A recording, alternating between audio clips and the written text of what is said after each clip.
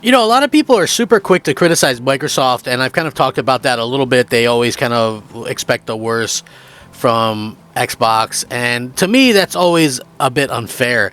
I think Microsoft, while obviously they can have, their good and bad days or whatever, I think that they have done a pretty good job, at least in my opinion, of making sure that, at least lately, gamers have really good value, and, Xbox, in my opinion, also has been way more valuable lately than it has been in a very long time. So, again, I think people really just look to any reason to hate on Xbox, like things that they do.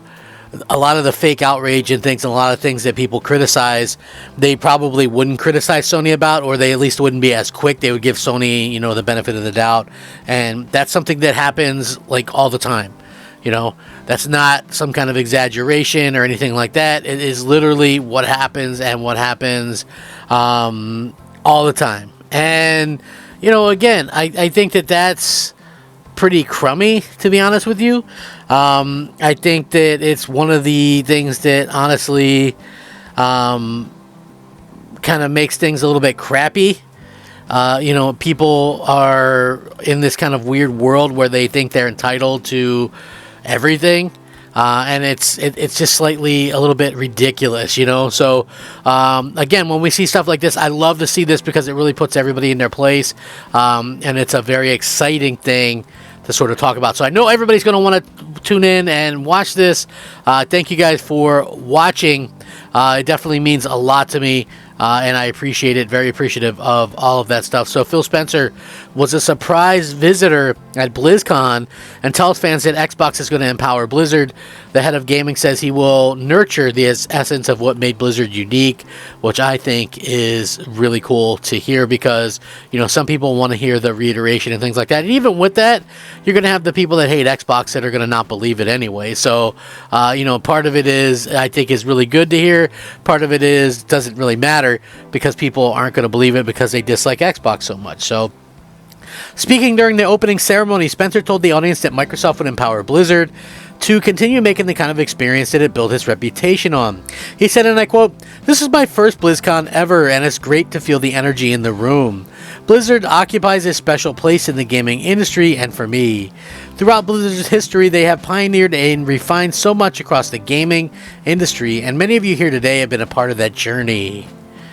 Think of Diablo. It propelled the action RPG genre forward. StarCraft spawned the foundation for what esports would eventually become. And StarCraft 2 was a major catalyst for games as live entertainment. World of Warcraft changed not only how people developed and supported games, but really it introduced a much wider audience to the concept of online communities, and Overwatch not only reimagined gameplay, but also the representation possible in class-based shooters. He also said that Blizzard's influence is everywhere, and because of its enduring legacy and phenomenal revolutionary development, with a care and craft that is incredibly rare in the industry.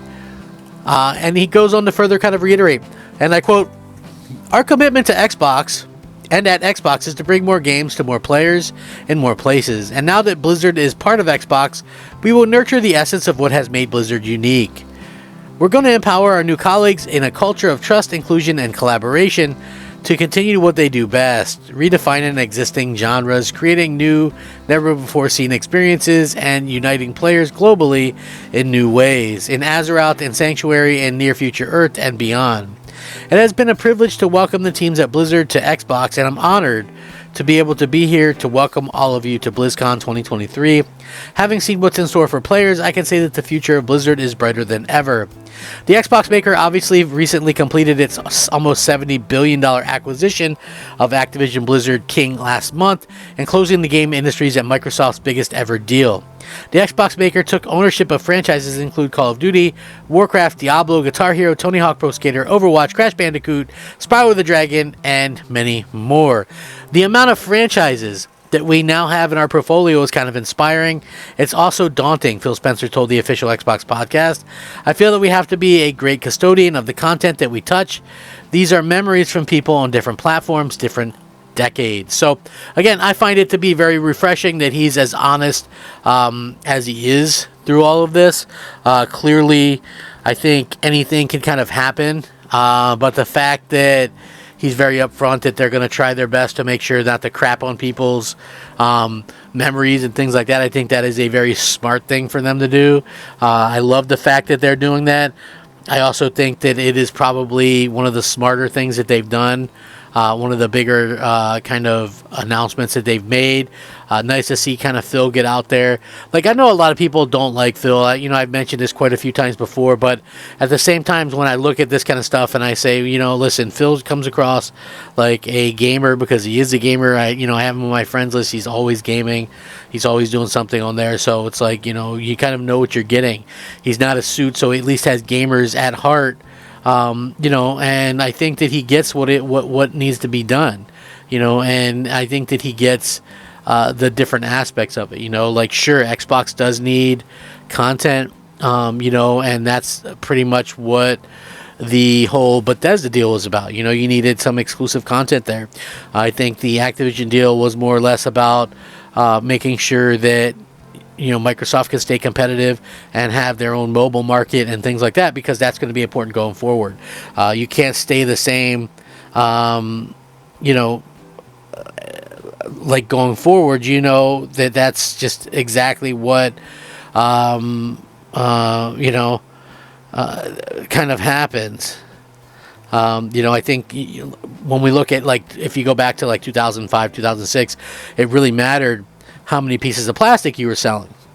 Now, in almost 2024, it doesn't matter nearly as much. I mean, I'm not saying it's completely unimportant or irrelevant, but, there's other avenues to which you could sell your games. It's like every 5 or 6 years, you got to hit the reset button, and if you have a big game coming out, you have to time it or delay it, or, because you don't want to release it right at the start of something, because then nobody's going to be able to buy your software.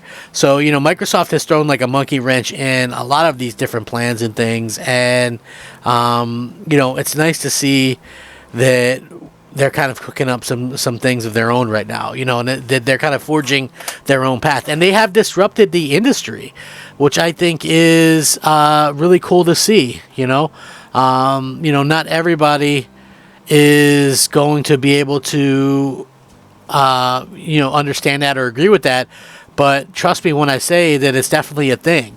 The industry has changed. They've really displaced a lot of the industry with Game Pass and day and date games, and people don't know what to make of a lot of this stuff. So it's always kind of interesting to kind of see how this kind of works out. But I would love your guys' thoughts and opinions on this. I'm going to link this in the description below. You guys can all check it out and let me know what you think. I certainly appreciate it. You guys are amazing. I hope you guys have a great day. Rack 'em up, fact 'em up, Crap Gamer 'em up. I'm Crap Gamer. This has been Crap Gamer Reviews. Peace.